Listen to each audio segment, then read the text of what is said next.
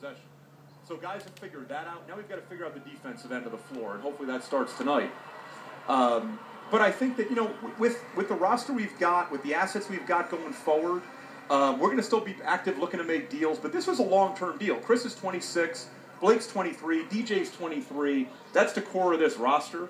And that's what we're going to go with for the next 5 to 7 years. Well, as far as the season is concerned, you saw the roster there. You do have room to add another player to that roster. There's been a lot of talk about trying to find a big to come off the bench and especially spell DJ or Blake when he either gets in foul trouble or just have another body coming off the bench.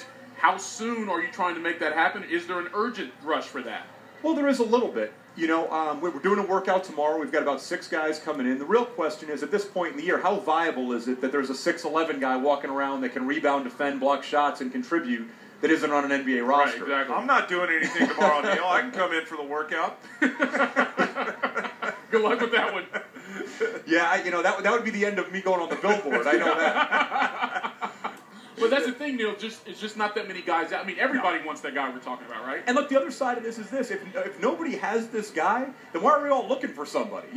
Look, at some point I'd rather play a really good 4 than a really bad 5. But we're going to work guys out. We're going to do our due diligence. We've got the Eric Gordon trade exception, okay? We've got the $2.5 million mini-mid-level, and we're going to keep our powder dry till it's somebody that can impact our win total.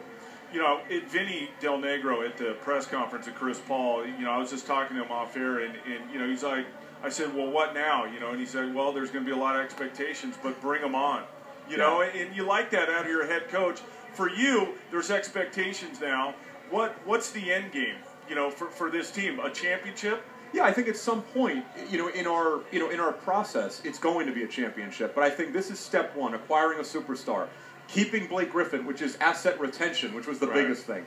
Getting guys that can help us win today, like Chauncey Billups, Caron Butler. The development of DeAndre, he's not where he needs to be yet, but he's going to get there. And that's one of the reasons I'd say 70% of DeAndre's contract was based on current performance. The other 30 is a premium based on potential. So we're going to get there.